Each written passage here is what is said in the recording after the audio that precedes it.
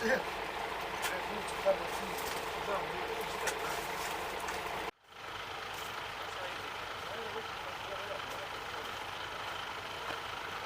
võis vabalt ka siin olla ja veega ära liikuda.